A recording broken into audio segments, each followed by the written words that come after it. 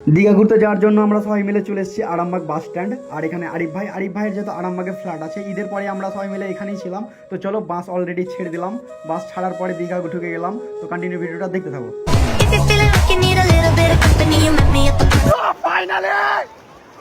Finally চলে এসেছি দীঘা। ভিউটা দেখে নাও, ঢেউটা দেখো, ঢেউটা ঢেউ।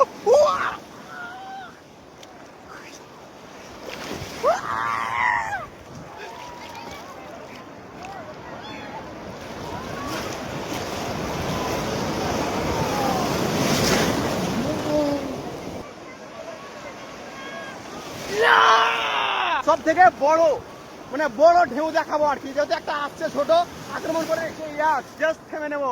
তো চলো, বড় ঢেউ দেখে নাও, বড় ঢেউ। তো চলো দাদা, কেমন লাগছে?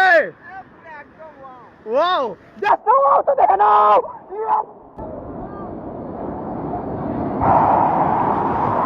ঢেউ ঢেউ